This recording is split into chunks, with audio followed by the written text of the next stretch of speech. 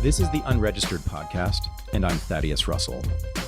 This is a show about ideas, people, and behaviors that are considered inappropriate, out of bounds, or beyond the pale. The things you're not supposed to talk about if you're a school teacher, a college professor, a businessman, a politician, a parent, a neighbor, or even a podcast host. These are the things you're not supposed to say or even think if you're a good liberal, a good conservative, or a good citizen. Each week, I'll interview a person who has something bad to say. They might be a journalist or a professor. They might be a porn star or a drug dealer. They might just be an ordinary person with an ordinary job who doesn't care about the rules of polite society. I'm not interested in breaking the rules just to be a troublemaker. I'm interested in people who break the rules of conventional thought and to expand the scope of what is possible to say in our society. I'm interested in people who make me think.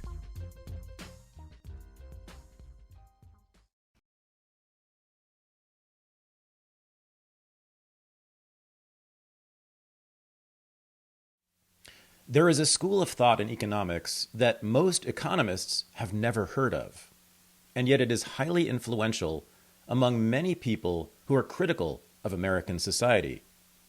I needed to know more about this, of course, and I talked to the very best person to explain it. This is my interview with Per Bylund. I am joined from Tulsa, Oklahoma by Per Bylund, and that is closer to the real pronunciation, I understand, than what you're often called, but some otherwise known as Per Bylund, for those who are listening. I really glad to have you on this show. You have a book that came out late last year, I believe, called How to Think About the Economy, a primer, which, is it fair to say, I know that it reads as if it is a book about economics tout court, but is it not actually an introduction to a particular school of economic thought? Yeah, you can, well, yes and no. Yes, it is definitely based in Austrian economics. So it is from that perspective. On the other hand, I would say that Austrian economics is sort of the only remaining modern champion of traditional economics, not only classical economics, but sort of what Pete Bethke, George Mason calls mainline economics. It's not mainstream, but it's the main line, studying the economy as a process, studying institutions, studying entrepreneurship and things like that. All of those things that are basically excluded from if you take an economics course or work in an economics department. So it is Austrian, but it's not necessarily explicitly Austrian in the book. Gotcha. Okay, so I want to tell you something. This might or might not surprise you, but so I have a PhD in history from Columbia University, and I was a professor of history for 25 years, so academic in the social sciences. I mean, sometimes history is considered in the humanities, but generally it's in social sciences, and certainly at Columbia it was considered that. So I've been a social scientist for most of my adult life, and sir, I have read two economists. I have read two economists in my whole life, and those economists are Karl Marx and Per Bylund. Yes, I have read. Wow, okay. The only works of economics I have read are Das Kapital and How to Think About the Economy, a primer.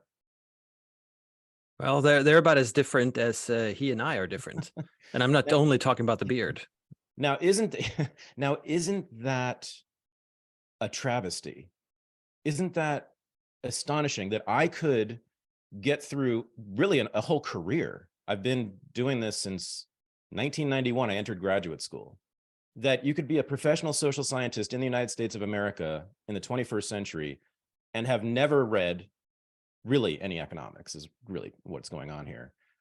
Can you explain to me why it is that in departments in social sciences, I'm not alone, this is not unusual, they tend to ignore economics. And then I want to ask you why I had never, ever heard of the Austrian School of Economics until I was in my 40s, I think. So take the first one first. Why was it that I went through a very rigorous, very prestigious program in social science, and no one ever suggested that I read any economics except for Karl Marx? Yeah, I think, I mean, there are plenty of reasons for why that is the case. I don't think any of them is a good reason, but part of it is, I think, envy. Simply that economics from the beginning was sort of the queen of the social sciences, and it's still called the queen of the social sciences. Now I think it's mostly because it's much more sophisticated and rigorous in terms of statistical methods. From the beginning, though, it was a more structured approach to theorizing about society and people. So, and it, of course, it has a longer history. So that's part of it. Part of it is probably ideological, that economists are usually seen as much more right-wing than any other discipline. And I've seen some studies, and there is a basis for this. However, those studies, they show, I mean, these studies, they typically pit Democrats versus Republicans, so it's nothing else. Yeah. But they find 50-50 in economics, whereas all the other disciplines have a lot of Democrats and very few Republicans. So in that sense, it's more right-wing just because it's basically 50-50. So Right. that's also part of the reason. And I think modern economics has sort of created this problem, or at least strengthened it quite a bit, simply because modern economics it's imperialist in the sense that it tries to use its methods and take over any other type of study. So of course, in political science, you use econometrics, and economists are, of course, better at econometrics than political scientists, which is obvious. The same thing with psychology and history. There are economists entering, and they run their regressions, and they use data, and they're better at that. So that's a threat, right? And economics has become this sort of applied statistical science, which has turned its back on its legacy, really, and that's, I think, a problem too, that it's deviated from the other social sciences so much that the social scientists don't recognize economists for their peers. Isn't a major reason for why they kept economics from me is that economics is the only department in a university where you will find advocates or proponents of a free market? Yeah, no, I think so. It's I'm not sure where I stand on that. I mean, yes, you will find proponents of markets for sure, and economists know that markets are pretty darn good at aggregating information, at allocating resources effectively towards people's valued ends and things like that. I think the problem there is that a whole lot of economists, they have the wrong idea. So they're based in theories that are basically the models that everybody is joking about economists, thinking about the Homo economicus and like this hyper rational individual who knows everything and is just every day maximizing his utility. And everybody's doing that. And then we're in glorious general equilibrium, something like that. And from that perspective, yeah, then that's an obvious argument for free markets in that model, but that model is so outlandish that it doesn't really describe the real world at all. So it's hard for me to accept that as a defense of or being really proponents of free markets, because the free market wouldn't work like that. There would be no such thing as perfect information, for instance, as is one of the assumptions. Okay, now the people you would tend to find in economics departments that are proponents of free markets, do they generally belong to the Chicago school or a different school of thought? I think they would be mostly Chicagoites. Okay. Yes. Okay. And then, so, I mean, Milton Friedman's the most famous member of that school. People, I think that's fairly well known. I mean, even I had heard of the Chicago school and Milton Friedman, mostly because of Chile, right? Through politics is how I find out about economics. And I think that's true for you too, originally. So then there's the Austrian school, which is also a proponent of free markets. And I think you were just giving sort of the Austrian critique of the Chicago school just now, right? In part. The Austrian School of Economics is so unknown that when people hear about it, they assume that you are from Austria. And that's what it's Yeah, about. or that I have a very, very strange fixation with everything from Austria. Right. So Right. one of the two, yes. You're an Austrophile, I suppose. Yeah, Yeah, no. Now, of right. course, it has nothing to do with that. It's really just because the founders of the School of Austrian Economics were in Vienna, and that's the only reason I know. So it's silly to even talk about that. But here's what I want to get at, and the question is, which I asked before, why had I never heard of this? Why had I never heard of the Austrian school? Why is it so exotic? I think I've heard you say in another interview that, how true is this, by the way, that many economists, professional economists, themselves have never heard of the Austrian school? Is that right? Yeah. That's incredible. Yeah, I think it is incredible, but the problem is that economics, when you get an advanced degree in economics, or any degree in economics, really, you don't really study the history of the field. Mm, So whatever happened before, I think everybody's heard of Adam Smith, right. but more than that, they don't know anything about Adam Smith. They would just say, oh yeah, he was something about the invisible hand and something about free markets. And that's not really an accurate depiction of what he did or what he said. But that's what people know, and that's about it. But the history of economic thought is not really part of any such education anymore. It is in Europe to some extent, but it's definitely marginalized.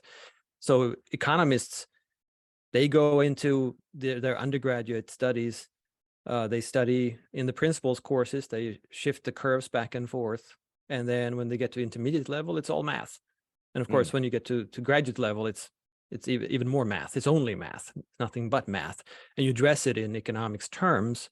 But other than that, the intuition, the history of the concepts, the original definition of the concepts even are not there. So, I mean, maybe we will get into things like inflation later on. And that's one of those things that has sort of evolved because economists have no clue of what it was intended to represent when they started using the term. So there's no class in an economics graduate program in which they lay out what the Chicago school is? Oh, no kidding. No, Huh. there's nothing like that. And what's weird is that it's really schizophrenic in a sense, because you study at the same time both micro and macroeconomics. Mm. So instead of having sort of a long history of the evolution of the field, you don't study history at all. So in anything that was published more than 10 years before today, it's irrelevant, because they just assume that everything is included in what was published later. Okay. Everything worth knowing is included. Okay. And then you have this two separate approaches, really, micro and macro, and you can't combine them because they're based on different assumptions. So they explain completely different things, and you can't use micro theories in macro and vice versa because they contradict each other. So this, of course, makes it very, very weird to be an economist if you focus on both, which most, of course, don't. They are either macro or microeconomists when they specialize. Okay. But they are propounding theories in economics in their classes to explain problems, specific problems, right? But don't those theories come from basically like a mashup of Chicago school and Keynesianism and classical economics? Is that right? But they just do it sort of unselfconsciously. Is that how it works? Yeah, and I think they add to whatever the picture is right now. Yeah. So, I guess in a sense, it might have something to do with the whole publish and perish paradigm, that in order to publish, you have to make a small contribution to the literature the way it is. So you have to take a starting point, what was published basically now, and then you add something to it. So there are plenty of small riddles or paradoxes in what was published, and then you just address those. And I mean, it's even that bad that in economics, when people do theory, what they mean is they do math. Mm. They do math without data. So an economic theorist today is just solving mathematical puzzles. And then you have the empirical economists who are basically data mining or digging through vast troves of data, trying to find whatever it is they're finding. What is the slope of the demand curve or something like that, right? Right. So I sort of instinctively love that the Austrians are hostile to to math, numbers, counting, statistics. I kind of like the feel of that, but I don't quite totally understand what it is. Why are you hostile to math? Yeah, I would rephrase the question, because I Okay. wouldn't say that I'm hostile to math. I Okay. think math has a function and math has a value. And the same thing with empirical studies. Empirics is a very important part, I think, of economics. It's just not part of economic theory. So Okay. whereas most mainstream economists would mix theory and empirics and go back and forth between them, an Austrian would very explicitly demarcate what is theory and what was empirics. So theory is purely deductive. It's just it's a logical exercise, pretty much. And then empirics would be to go to see specific examples. So say you have a logical theory of business cycles, where they come from, what happens when you have one, why does the boom become a bust, and things like that. But then you go to look specifically at the Great Depression. What exactly happened? How does the theory uncover which actions and which changes caused the bust to become a bust at that point in time, right? And the same thing with the Great Recession, or the same thing with whatever boom bust cycle there was in history. So Austrians, in a sense, they see a much smaller area for where theory can be used and theory can be developed, because it has to be deductive. It has to follow from the concept of action itself. We might get into that later, but it's since it is completely deductive and derived from the starting point, there are plenty of things that Austrians cannot develop theory to explain, because the theory is limited in scope. But on the other hand, what can be explained using theory is a much stronger claim, because Austrians would claim that this is not merely a not yet falsified hypothesis, as in other sciences. It is actually true.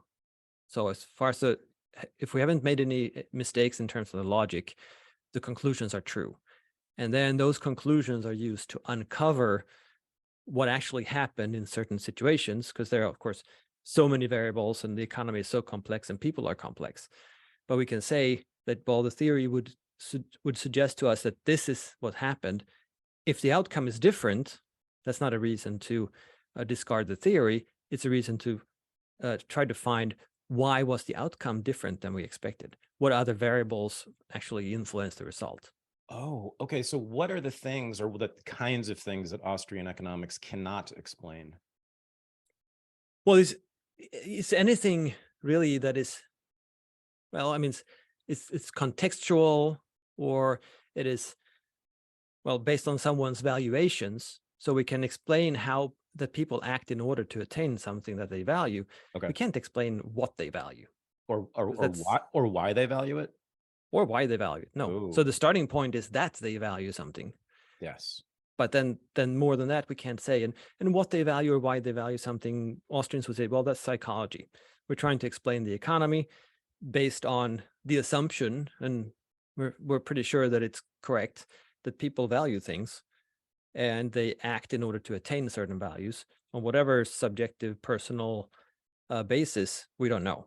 That's for psychologists to find out. But Yes. since we know that they act this way, we can figure out how they act in concert, how resources in the economy are allocated, and all this good economic stuff. Yeah. So the subjective theory of value is maybe my favorite part of what I know to be Austrian economics, and we're going to talk about that in a minute.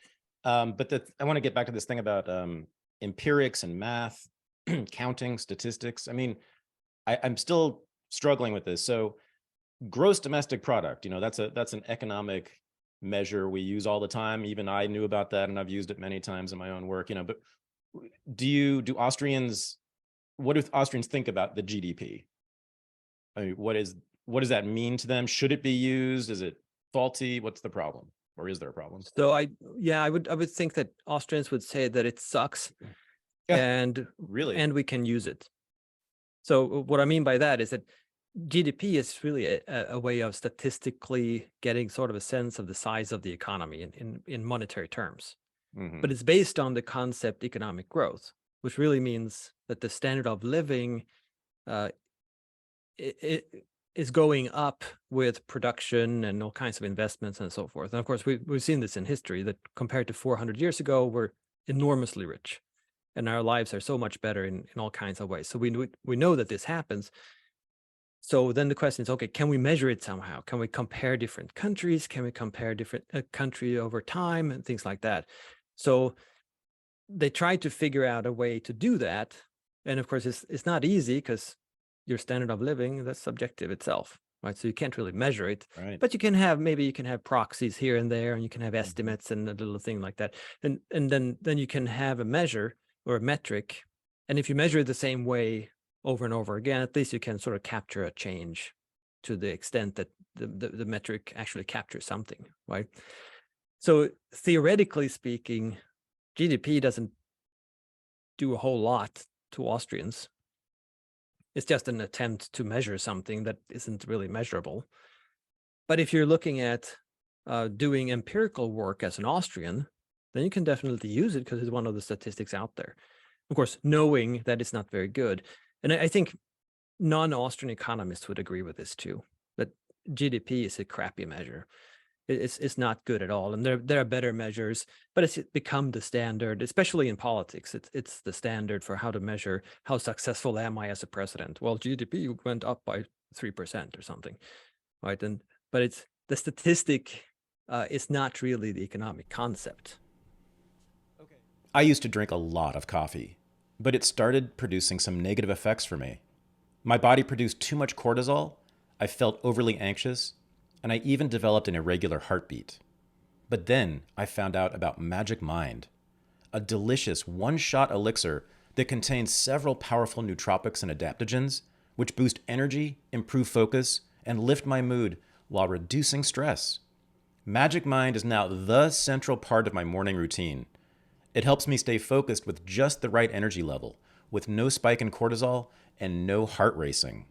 Magic Mind contains matcha, which boosts energy and contains huge amounts of antioxidants, ashwagandha, which reduces stress and anxiety, lion's mane and cordyceps, which increase endurance and reduce inflammation, as well as vitamins B and D3, which support cognitive performance and boost the immune system. Go to magicmind.co/unregistered and use my discount code unregistered20 to get 40% off your first subscription or 20% off your first one-time purchase. Now, my 40% off code only lasts for 10 days, so hurry. Again, go to magicmind.co/unregistered and use my discount code unregistered20. Thank you. Okay, but I guess if whatever the better measure of economic growth is how useful is that? So, I mean, whatever that is, whatever that metric is, if it goes from 1 last year to 2 this year, doesn't that tell me that I'm wealthier, or the society I live in is wealthier? Yeah, to some extent it captures that. But I mean, an Austrian would not be interested in just the size, but what really matters is the structure of it, right? So what is being produced, how is it being produced, and how is it different from the way it was before? Because the whole economy, the problem in the economy is not really to consume stuff, because we would consume as much as we do consume as much as we can. And if there was more stuff available to us, we would consume more stuff. And consuming means simply use towards some kind of satisfaction. The problem, of course, is that, well, we have limited resources, we have limited time, we have limited everything. So how do we produce the things that give us the most satisfaction? And so the structure of production in the whole economy is what Austrians are looking at. And since Austrians see the economy as a process that evolves over time and unfolds over time, it doesn't really matter what snapshots picture you take of the economy and say, oh, at this point in time versus this point in time, well, okay, so it increased, but it might go down a little bit later on. It might increase a lot later on, or we missed a disruption that took place just because we were looking at these aggregate statistics. So an Austrian would be much more interested in the processes and the flows and the mechanisms involved. Okay. As an entrepreneur, and I am an entrepreneur, I'm a business owner, why should I care more about that than about just the number? Well, you are part of the process. You're both running the business within the process, and you are changing and influencing the process as a business owner. So I don't think the size of the economy will, or the GDP statistic will affect your business at all. Mm-hmm. Of course, it will affect when in the media, everybody's talking about, oh my God, a recession is going on and GDP is down by a lot, whatever that might be. Then the panic might affect you, but the statistic itself doesn't have an impact at all. Mm-hmm. And of course, we know this studying empirically, say the Great Depression and the same thing with the Great Recession, that it was a matter of structure, right? So we learn in school that the Great Depression had really high unemployment, and it was long-term unemployment, like 20, 30%, something like that. So, oh my God, so there were no jobs. Well, that's not true, because at the very same time, there were plenty of unemployed people and businesses desperately looking for qualified personnel. The problem was that there was no match. Right. So, and the same thing with in the Great Recession, you had plenty of businesses wanted to hire people, but they couldn't find anyone that fit really with what they wanted them to do.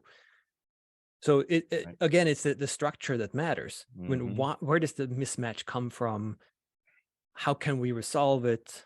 And of course, how long will it take? How much does it cost? All those things. Got it. Okay. I love that. That's brilliant. Yes. I mean, as a business owner, I certainly care most about how the economy around me is structured, right? So I want to know like how much regulation and what kind of regulation there is in the space I'm operating in, for instance. I want to know how many potential consumers there are in my space and what they might want, right? That's also structure.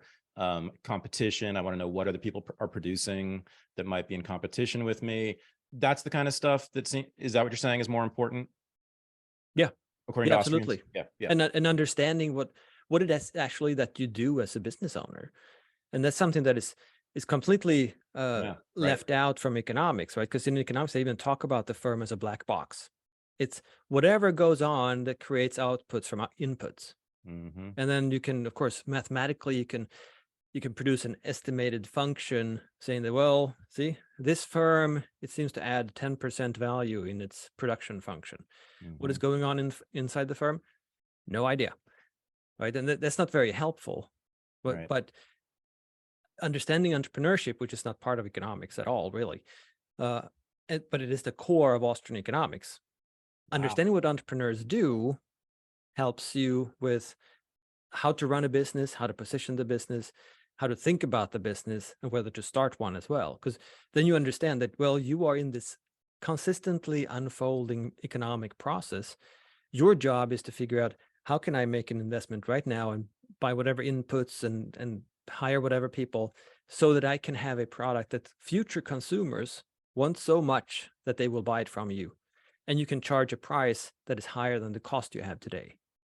Right. So just with that little explanation of what entrepreneurs do, which I think most people would just agree with, we've already introduced, well, the entrepreneur is the change agent in the economy. Yeah. There's uncertainty. Yeah. Time is super important. Cost is chosen, right? But you try to figure out the value in the future. Well, none of those concepts are part of economics today. But they're core of Austrian economics. So there's a huge difference in how we see the world. Yeah. So you do not actually teach in, and I haven't said this yet, you teach at Oklahoma State. I'm sorry about that. But you're in the business school, right? Not in the economics department. Right. I'm in the entrepreneurship department. Yeah. Your title is, I think, professor of entrepreneurship. Is that right? Yeah. And I've heard you say this elsewhere. What, they don't teach entrepreneurship in economics? How can that be? Yeah, that's a very good question. I think it's something that was thrown out with the bathwater when they wanted to become really rigorous. Huh. So economics more and more adopted mathematical methods and statistical methods, and they sort of shifted more and more towards trying to predict the future and exact outcomes in the future, rather than, as before, trying to understand how the heck is this thing working. right? What is going on? Oh. And if you want to predict, well, the entrepreneur really screws up everything. It screws up the entrepreneur screws up the predictions, the entrepreneur screws up the models, and you can't fit the freaking guy into a mathematical formula, right? So when you have a mathematical representation of the economy, well, the entrepreneur is basically the error term. But it's an error term that is not really what is left over. It's the error term that decides the rest of it. Well, that screws up everything. You can't really do that. So I think entrepreneurship, it's really hard to understand. How do you create value, and how come entrepreneurs create value in the future using costs and resources in the present? How does that work? Wow. Well, Okay. we have no freaking clue. Yeah. Okay. So that also leads into a very important point about the differences between Austrians and other economists. You all don't do numbers and statistics and things like that, in part, am I right? Because you are not interested in prescribing public policy, is that right? Whereas most economists are in the business of prescribing certain policies, right? State government policies, is that right? Yeah, that's what I would say. Economists today, they are basically in the business of assessing policy. So not only taking a suggested policy and figuring out what the results are, but also suggesting tweaks to it so that you can get a certain result, right? So it's really a policy tool more than anything else. Whereas Austrians are, I mean, we see the economy as sort of this super organism in a sense. It is this type of order and an orderly process of value creation that arises out of people acting and interacting and producing stuff. And you can't really know exactly the outcome because very often we don't know ourselves what we want, right? So Henry Ford is supposedly he said something like if I had asked my customers what they wanted, they would have said faster horses, right? It turns out that he probably didn't actually say that, but it doesn't really matter because it really captures what entrepreneurs do. They try to figure out a better way for consumers to do whatever consumers want to do. And then they produce this before consumers understand it. And sometimes they are so ahead of the consumers that they have to put a whole lot of effort into communicating to consumers, why does this matter? Why, how can this help you? I mean, that's where marketing and advertising comes in. Right. So selling them a picture of why this matters and why they should choose this product, not brainwashing them, but informing them of this is the life you could have if you buy this product and use this product, that sort of thing, right? Yeah. But if consumers themselves don't know what they want to buy, and sometimes not even when they enter the store, right? Very often, I think we all have the experience entering a store thinking that we're going to buy this, and then we see something else is on sale or something else captures our attention, and so we see that and we buy something else, right? It could be a grocery store or whatever. So we didn't know even when entering the store. Had someone asked us, we would have said, oh, I'm going to buy a blue sweater because that's why I'm here. Right. And it turns out that no, I bought something completely different because I saw it and I fell in love with it. And I thought, oh, that's actually a better use of my money, right? And if consumers don't know this themselves, how can we put this in a mathematical formula and call it the demand curve and then run regressions and make predictions based off of it? It's just impossible. Because value is subjective and you cannot predict what people will value tomorrow or next week, right? Exactly. Yes, I adore that central concept in Austrian economics. The other thing I adore is this, which you've just been talking about in part, this concept of, I think it's called consumer sovereignty. Now, let's talk about what consumer sovereignty is, but then I think I might have been hearing a contradiction there because, well, let's lay out what consumer sovereignty is, what that concept. Sure. And I mean, since what we're talking about is the problem of the economy is to produce goods and services that will be valued by people. What that means is that entrepreneurs are in sort of the eternal, never-ending struggle to figure out how to serve consumers better than the other guys. Right. Which is, of course, super hard because you don't know what the other guys are up to and you don't know what consumers will value either. Hold on a second there. So is it, I always put it this way, and I think you're disagreeing with me here. It's my mission as an entrepreneur is to find out what consumers want. But now you were just telling me that consumers themselves don't know what they want. So it's something different. What is my mission as a business owner, as an entrepreneur? Well, your job is to imagine what consumers will want. Imagine what they will want. And you call that you call that creation as opposed to discovery. So as an entrepreneur, if I'm successful, I will have created something that people want. Is that right? Rather than finding out what they want and then giving it to them. Right. And very often, I mean, some things are obvious that we're going to want over a long extended time period, like food, for instance. And people have like certain things for food and not other things. So some of these things aren't, it's not the case that just because value is subjective that we completely arbitrarily value different things at any moment in time, right? There can be such things that we value over time. So sometimes you can use the discovery language. I don't really like it myself because it sort of downgrades what entrepreneurs are doing. And it seems to say that if you discover what consumers wanted, you can just keep producing that thing forever and you can make a lot of money, which is not true, because you have to really, as an entrepreneur, reinvent yourself and figure out, okay, so they wanted this now. I was good at figuring this out, or I was lucky, or whatever it is. Right. So I sold it. I made a fortune. Well, I want to continue with my business. Well, will they like this tomorrow or not? What about next year? Right. Do I have to change something? Right. Do I have to go into a different line of business? Right. I mean, we all have the experience. We all know this, right? That we're both old enough to remember when everybody had flip phones before the smartphone. Yeah. And of course they... I was going to bring this up. So the iPhone, did not exist before Steve Jobs invented it and put it on the market, right? And then people liked it. So something that they didn't even know existed, did not exist before. They couldn't have had any thoughts about it before then. But so why is it then that the iPhone took off, was so successful, and something else that might have been created, would not be successful? I mean, why? That's what I have a hard time explaining here. Yeah, me too. That's, I mean, we don't really know. And we're trying to figure out, and by at least narrowing down what might take place here. But it has to do with whatever consumers value at that time. And of course, how you communicate it. And Steve Jobs was phenomenal at communicating, both imagining what people might want and packaging it in a way that they could understand and communicating the message too, right? That's why Apple is still in the premium segment in this market, right?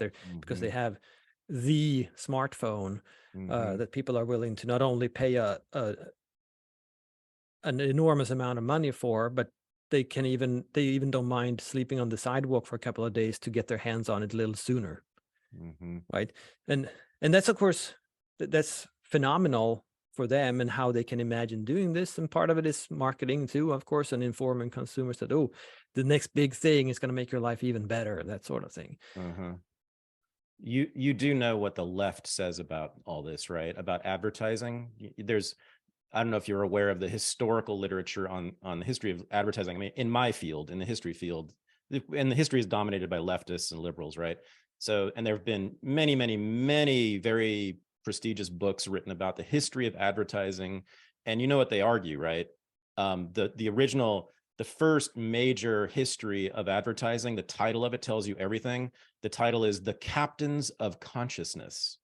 The argument has been for decades about advertising that it is simply capitalists convincing people to want things that they don't really want, that they don't authentically want or authentically need. So these are false needs, false desires that Steve Jobs implanted in us to want this thing.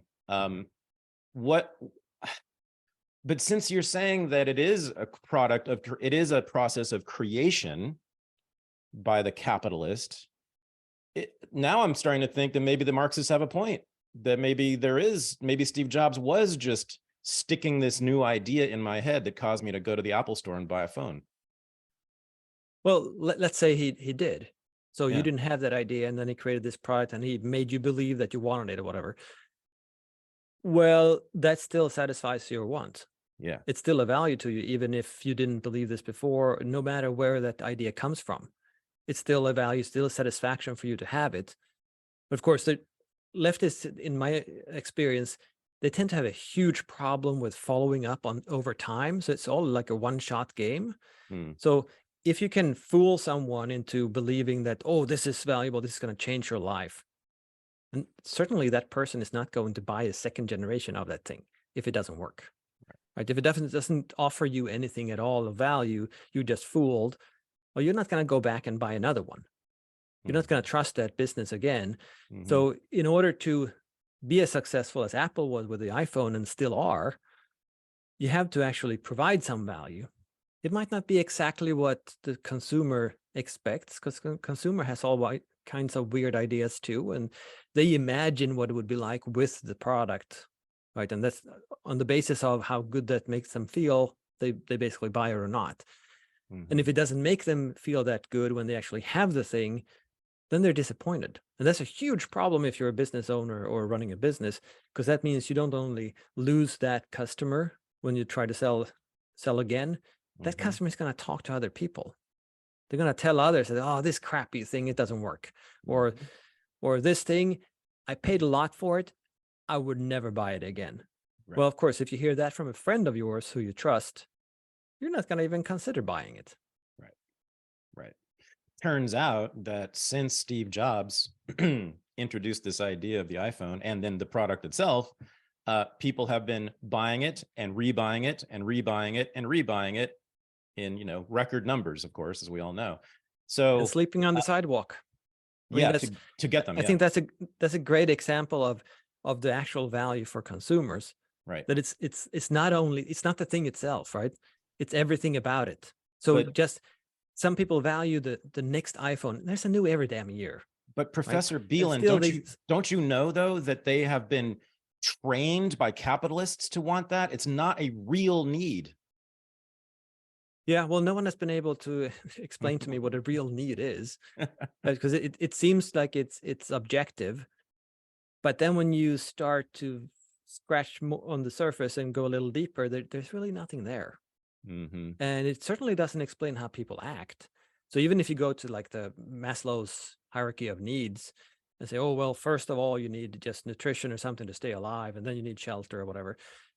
Well, it turns out that people might choose other things before those needs anyway. Yeah.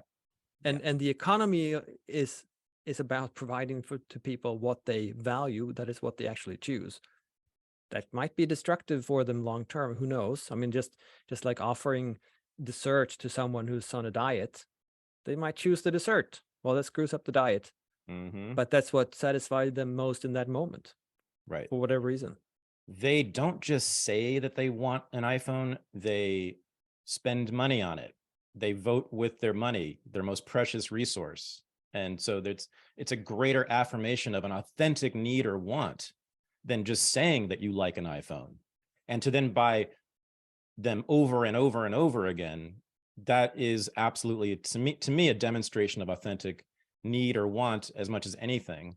Here's the reason why Marxists and leftists don't like this. They want to determine what people should want and what they should need.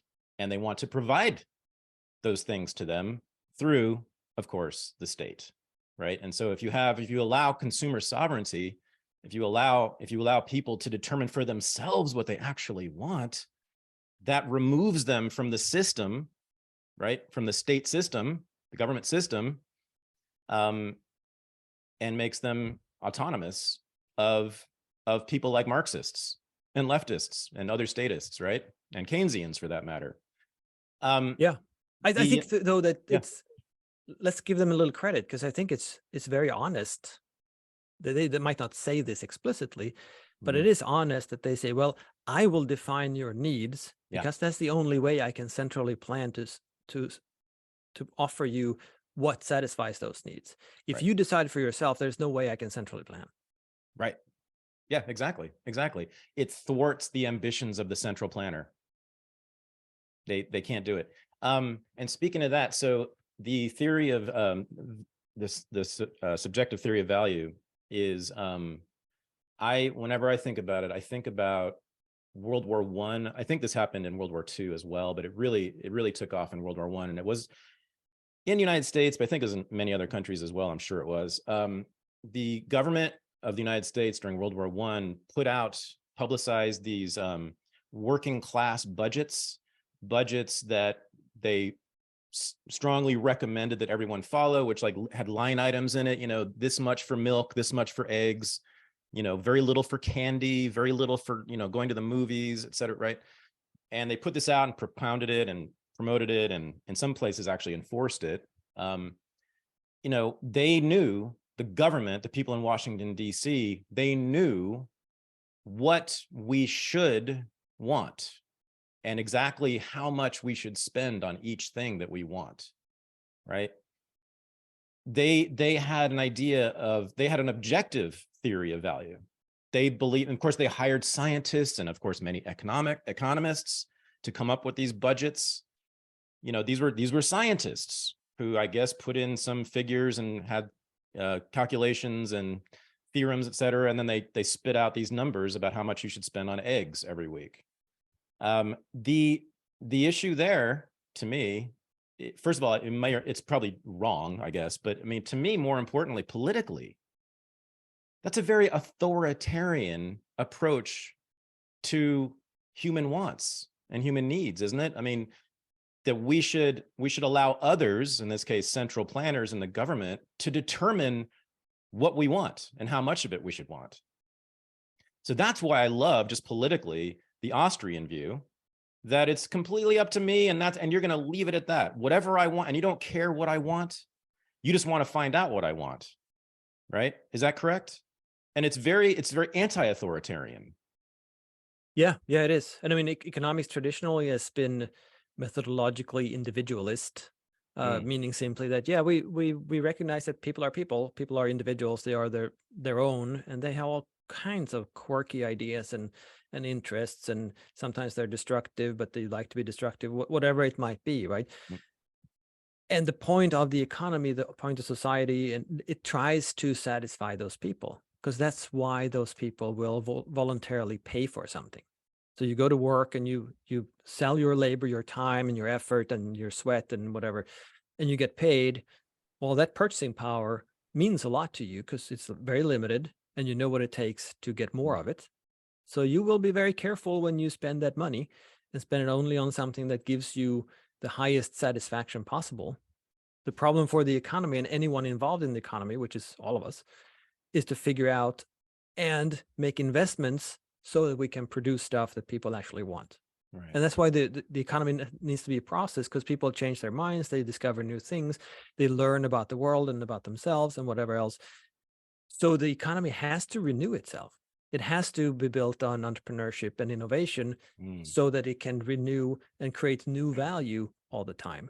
Because the only alternative is to have a static production sector, produce exactly the same things and say, this is what you should need, or I tell you what you should need and I'll just plan the production of that. Well, that's not a growing economy, because it doesn't create more value, it creates less value, because it's going to be less and less matched with what people actually want. And even if you tell them that you really need only this, they're still going to want other things. I mean, that's one of the things with people is, and part of why we're so great as a species, I think too, that we're lazy and we want entertainment, we want leisure, and therefore we're striving for ways to avoid work and be as productive as possible and be as effective as possible, so we don't have to work. Right? That's what we're all trying to do. And then in the market economy, we have plenty of people who put everything they own on the line, trying to figure out ways to make other people's lives better. And if they're successful, they get paid for it and they earn a profit. I mean, there's no contradiction here. All the incentives are aligned in a sense. Okay. Now, what about desires that might be self-destructive? Do you allow for that? Do you allow for desires to be negative? Yeah, I mean, economically speaking, who should disallow it? I mean, it comes down to the consumer is king because the consumer is paying or not paying for the product. Mm-hmm. And then, so it's the morality of that consumer, but it's also the morality of the entrepreneur. Do you want to supply something that people will use to harm themselves? Well, I mean, it's up to you.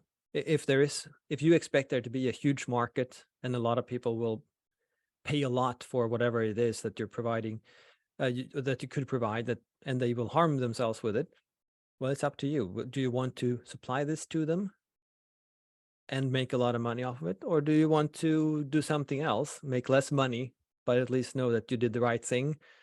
I mean, based on your own morality, right?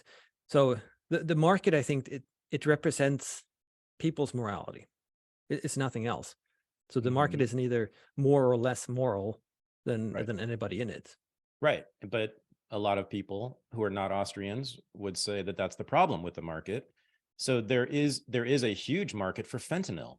It just so happens that, 1 out of X times you take fentanyl, it kills you. And even when it doesn't kill you, it debilitates you. It makes you unable to work and function properly.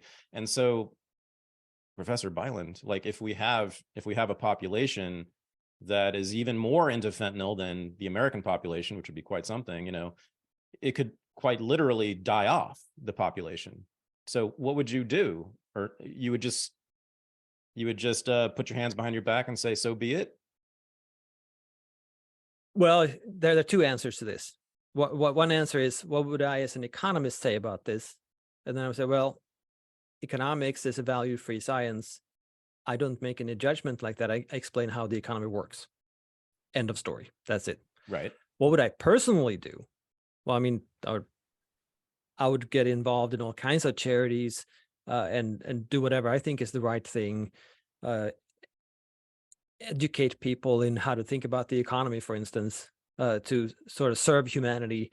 So as a person, I would do a whole lot of things. As an economist, I mean, I can explain what is going on. That's about it. I can't tell you whether what they seem to value is good or bad.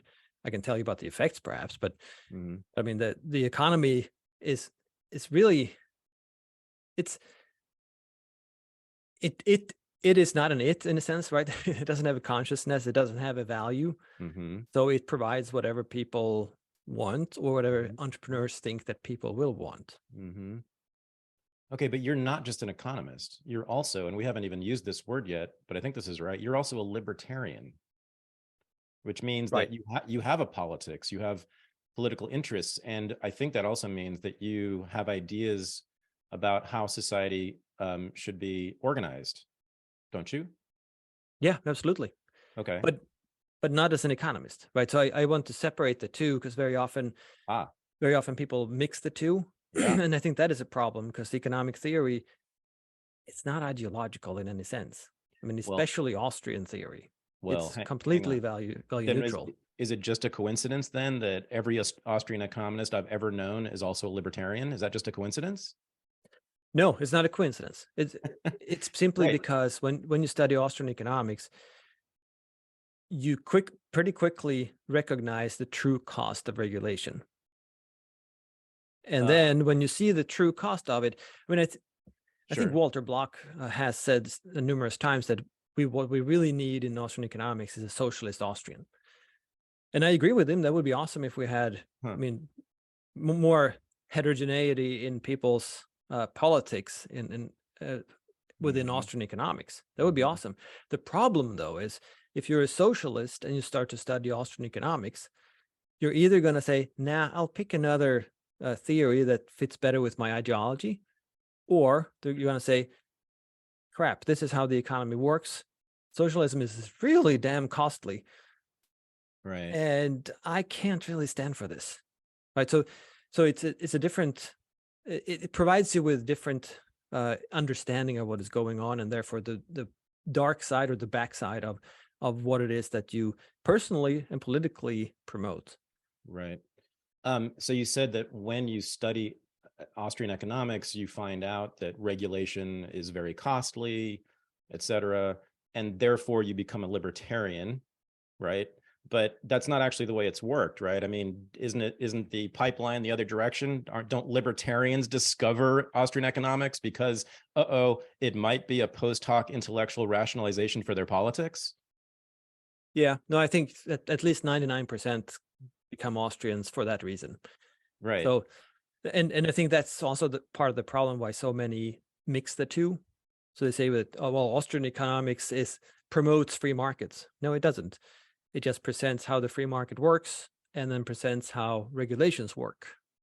But then if you have both of those parts, well, I mean, you have to be pretty weird to think that it's worth it, or that the outcome of these regulations, which you can't really foresee and which are not going to be probably what you aimed for, and at those costs that they're worth it, that's going to be very difficult. So, but there's definitely a self-selection into becoming an Austrian and starting to study Austrian economics. Right, but isn't it true that the reason you became an Austrian or became interested in Austrian economics is your ideology? Your political ideology took you there, didn't it? Yeah, it is. Okay, so how is Austrian economics non-ideological? Because the Austrian theory doesn't give you any values, and it does not based on values either. It starts with the concept of action, what action is, and then from there logically derives what must also be true, and nothing else.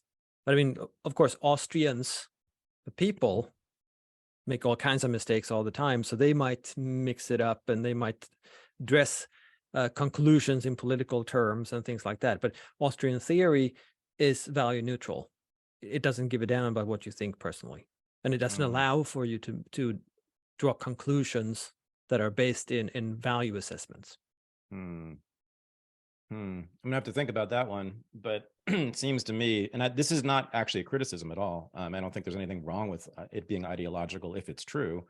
It seems to me that since 99.9% of Austrians are also libertarians, there must be some kind of organic connection between ideology and this science, or this whatever this is, this field of thought. But also personality type, right? There's libertarians are a specific type of person. That's good. I mean, sometimes we talk about how libertarians are typically on the autism spectrum, right? So they're not super emotional, or empathy is not a big thing. It's not very important to them very often, right? But they're very logical, like cold, hard facts, that sort of thing. And Austrian economics is pure logic. Yeah. Of course, it's going to attract that kind of person. Yeah. So it's not only the ideology, it's other things too, I think. That's a very powerful analysis. I definitely, I like that a lot. So we went over some of the core basic concepts in Austrian economics. I want to talk about some problems I've had with libertarian thought generally. And I know you've addressed these, so that's why I wanted to talk to you about it. One is, and I actually talked about this with Walter Block just a couple of weeks ago, who was on my show.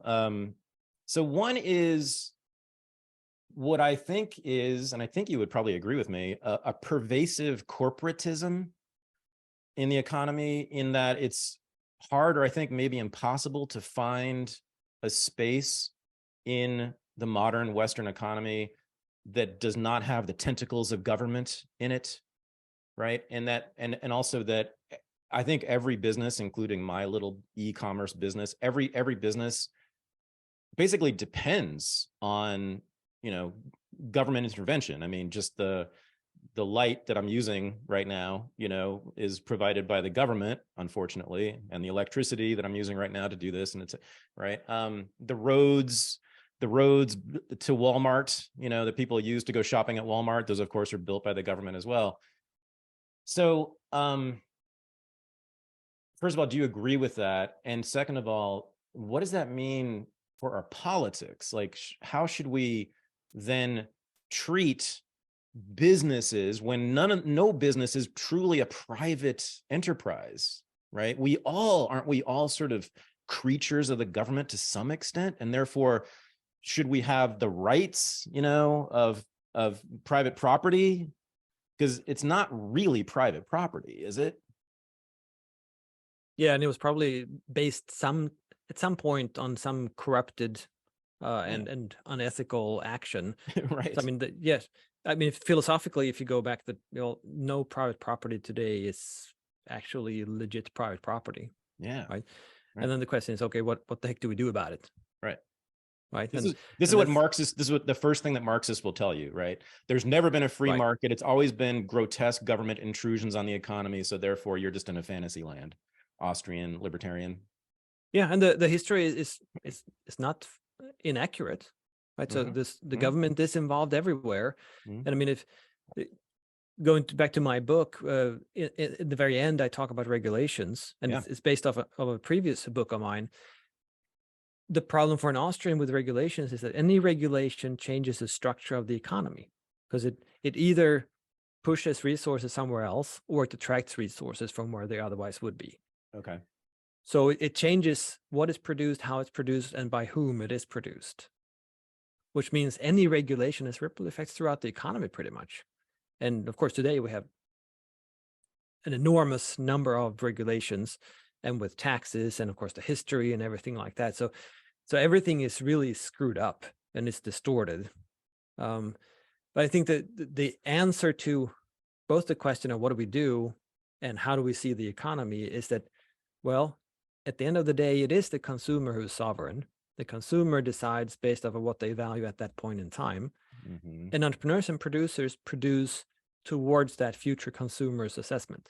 And by the way, those are is statements, not ought statements, right? The consumer is sovereign, right? Not ought to be sovereign. Right. Gotcha. Because the problem for any entrepreneur is, how do I make people buy my products? Right. And it's a huge problem when you start a business, and most people don't realize this unless they start their own business, that people can say they like the product and they can promise to buy it and all this stuff, but then when you actually ask them to give you money, very often they don't, or they see something else. So they're definitely not loyal, and they don't stand by their word or anything like that when it comes to giving you money for goods and services. So your job as an entrepreneur, the whole problem that you're facing and need to overcome is to figure out how can you provide something that consumers will choose over everything else that they have to choose from when you're done producing. Right. Which to me suggests a solution to the whole problem. What do we do about this? Because everything is so corrupted. Well, the right thing to do, ethically, morally, politically, is to simply stop distorting. So remove whatever is distorting, because as soon as you remove something that distorts the structure of the economy, what's going to happen? Well, entrepreneurs are going to try to satisfy consumers to the best degree possible. And if you remove a regulation, well, they're going to take advantage of that space too, if they think it's valuable, of course. If there are no entrepreneurs who think it's valuable, then they're not going to enter there. But if they do, then it's going to be a gain for consumers, which is the whole point of the economy in a sense, right? Satisfying consumers.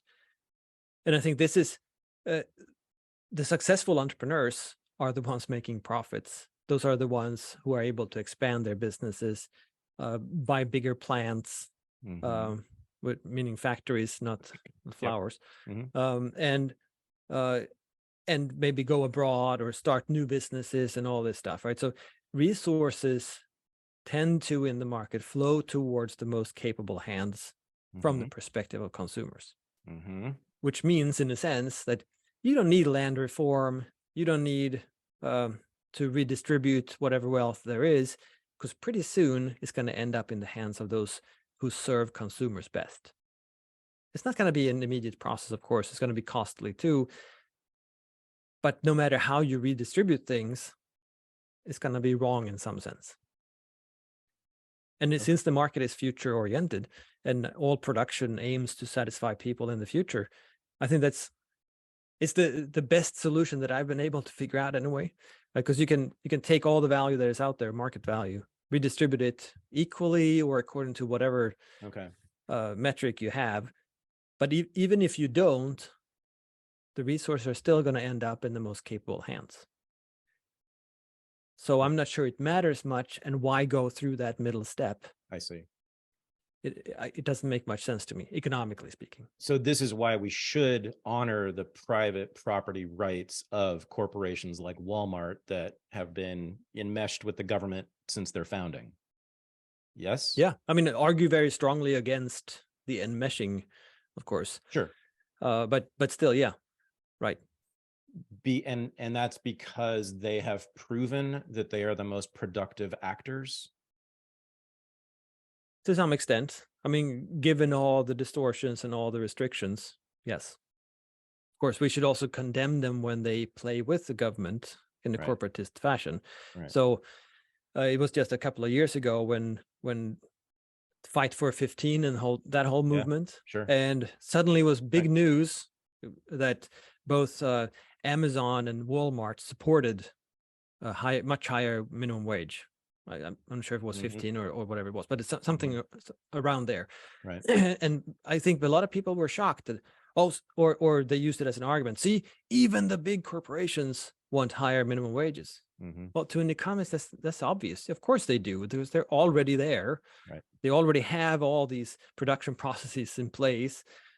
The entrepreneurs starting new businesses, there's no way in hell they can afford those salaries, which means you're protecting the incumbents, the businesses who are already there and already profitable, and they're going to be able to increase their profits probably and extend their profitability in time too, because they're stopping others from undermining their market position. And that sort of thing, I think, is very dangerous. I think everything in the market is really about, or for the market to work well, I should say, is really about not raising artificial barriers to entry. So I'm still I'm thinking about the example of Walmart again. You know, Walmart is in many small towns in very sort of isolated, often rural areas, right?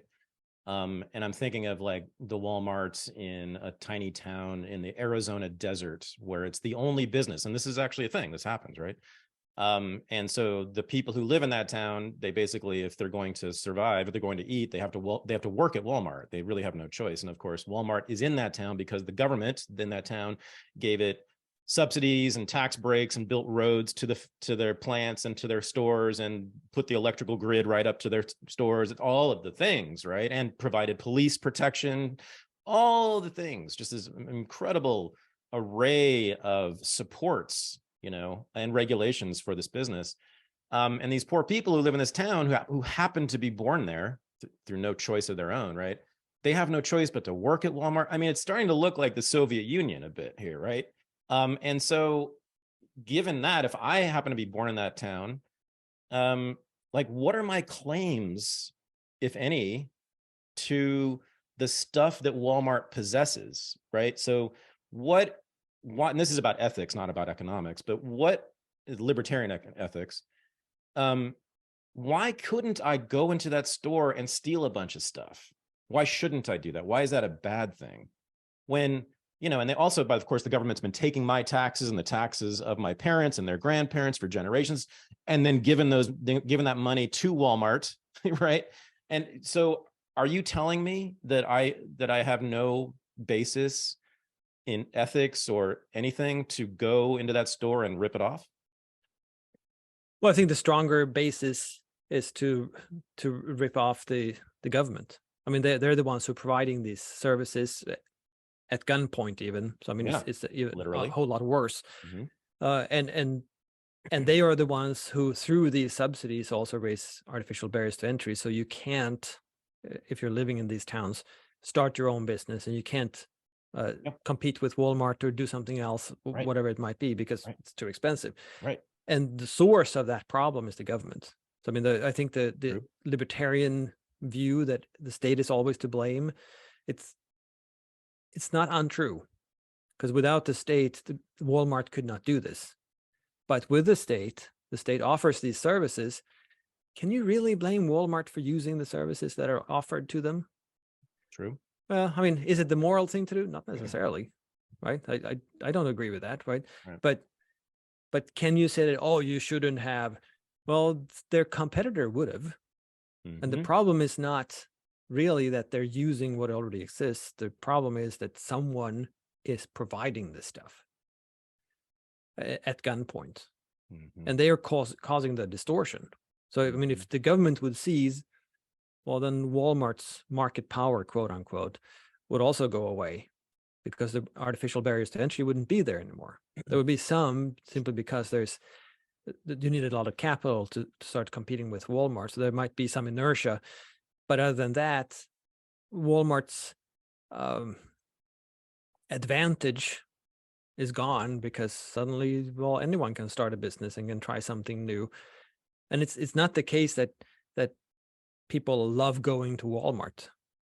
That's not the basis of their business model. The business model is to sell cheap stuff, which is great, but people choose other margins as well. They want to choose local or small scale or high quality, or a person they know, or a friendly face, or whatever it is they want to pay for. But this diversity in offerings is not there because of the artificial barriers to entry. And that's why you have some corporations grow really, really big. It's because they don't really have the competition they otherwise would have had. Yep. I agree with all of that. I'm still thinking about this poor person in the Arizona desert, in this little town where Walmart's the only business. And so if I'm that person, I don't want to work at Walmart for $15 an hour or any dollars an hour. And I can't start my own business because of all the regulations that has granted Walmart a monopoly. What are you suggesting I do? Should I go protest at the state capitol? Should I go physically attack government officials who are responsible for this? Or should I leave town? I mean, what's the libertarian, or do you have an answer for that person? Well, yeah, depends on what hat I'm wearing, I guess. But yeah. If I'm wearing the libertarian hat, then I would say go agorist. Start business in the black market. There you go. Provide services, exchange with people, produce whatever you can, sell in flea markets or garage sales, or get together with your neighbors, what have you. I mean, don't follow the opportunity, basically. Yeah, this was the second thing I was going to ask you about. Agorism, AGORISM. I am a big fan of it, just sort of politically, ideologically, emotionally. I don't know, it feels good to me. I love the idea of it. And I love your answer there. When you are presented with a system that has no opportunities for you, like my hypothetical Arizona Walmart town, go agorist, go black. Now, people may not know what this is. You want to define it? Agorism? I can do it. Sure. Too. I mean, it's basically economics, but with counter economics, which is a term that I think Samuel Edward Conklin coined originally. Yeah. And it really is, you should, as a libertarian, you sort of have the moral duty, more or less, to withdraw as much support as possible from the state and act as little as possible within the realm of the state. So what that means, of course, is, well, if you sell something, if you mow the neighbor's lawn and they pay you for it, don't report it to the IRS. And people already don't report that to the IRS. So they're already doing the agorist thing to some extent, right? It's small scale.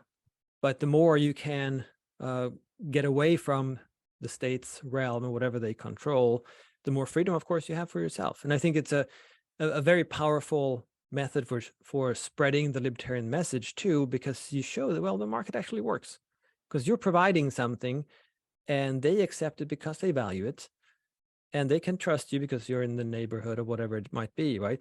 And you treat them fairly, they treat you fairly. And wait a minute, why should we involve the government? Because nothing bad happened. We both gain from this exchange. Right. And then you can maybe scale up and start production. Maybe you hire someone. So you hire the neighbor's kid and pay them for working the weekends or something, but you don't report to the IRS. So the guy gets to keep the whole salary. And yeah, there are no regulations involved either, but you have a voluntary agreement. So you do that. And then you show others, wait a minute, why do we need to pay this enormous amount of money to the IRS all the time whenever we have an agreement? That doesn't make any sense. So you're setting in a good example, a moral example, and you show that it's very productive as well. Okay. And it's how the market works. And of course, the more people who are involved, and the greater the frequency of these sort of free market exchanges, or outside of the realm of the state exchanges, the more standards will emerge from people's actions. So they will use, they will have expectations on each other that are not stated in a contract necessarily, or might not be enforceable in court. So there will be standards, just like a common law system from the beginning, things like that, right? So they will be based on their morality and on their relationships and things like that. Of course, there might be conflicts. Well, how do you solve a conflict if you can't go to the court? Well, you probably have someone in the neighborhood who you both trust and say, well, we have different ideas on who owes who what. And then you go to this person, you can agree that, okay, this person, we both trust him. He can judge between us and say who did the right thing and who is wrong, right? Well, I mean, that's really legal services. And that's really lawmaking in a sense, right? That they're discovering who is in the right and who's in the wrong. So you're building new institutions and free institutions within the shell of the old. Yeah. New structures, new rules. Black markets have rules, or rules emerge in black markets. Drug dealers have their own rules, right? That they follow. So you're prescribing that people become criminals, huh? That is what it sounds like. Yeah. No, that's what it is. I mean, we're talking about illegal. Counter economics turns out is illegal economics, and that's what you're suggesting that we do. Yes. Yeah. Well, I mean, yeah, it's black market, but it's also gray market. So it's illegal. It doesn't. It doesn't have to be, but a lot of it might be. So yes. Okay. Right? So the agorist idea is that, well, it's opposed to the realm of the states. Of course, it's going to be illegal according to legislated law. Yeah. Right. It's going to be according to people's morality and ethics. Is that always in the black market and perfectly illegal? No, it's not. Very often it could be, well, it depends on the interpretation. The FBI might still think it's super illegal, but a court might not. And then there's some things that are simply legal, because you can hire someone without reporting it to the IRS. True. If it's under a certain amount of money, whatever it is, right? So it's not necessarily illegal. It could be white market, could be black market, could be gray market. Okay. But yes, there's no, agorists do not shy away from the black market. Let's put it that way. Gotcha. So what you should really do, if you're born in a small town that's dominated by Walmart in the Arizona desert, you should become a fentanyl dealer, right, Professor Bylund? Well, I wouldn't personally condone that, but I mean, if there is a market, sure. Or rather, if you're in a small town, you probably know a lot of people in town already. So you're probably already supplying services back and forth, and you're fixing the neighbor's car, and they're mowing your lawn or whatever it might be, right? Well, so build off of that. I mean, market is really built on trust and reputation and providing value for value. Wow. Okay. This has been really great. I have learned a lot. I've thought about all of these concepts many times before, even though I haven't read anything in this field, but I've thought about them a lot for years now, and they got very clarified in this conversation. And I'm really glad you wrote this book. By the way, it's 120 pages-ish. It is very clearly written, super accessible. And as you know, it's the second economics book I've ever read, but I do think it's quite a good one. And I do think it is certainly a fantastic introduction to both economics and the Austrian school. Thank you for coming and doing this. It's really been, I've loved it. I think the audience will get a lot out of it, and I appreciate it. Well, thank you. Thanks for having me. And just for the record, yes, are you saying that my book is at least a little bit better than Karl Marx's? Than Das Kapital? They are both classics. How's that? Oh, nice. Absolutely. Well put. Thank you very much, Professor Bylund. And I'll see you soon, hopefully. This is the Unregistered podcast, and I'm Thaddeus Russell. To become a patron of the show and have access to bonus episodes, AMAs, and the unreported news analysis show, go to patreon.com/unregistered. Thanks for listening.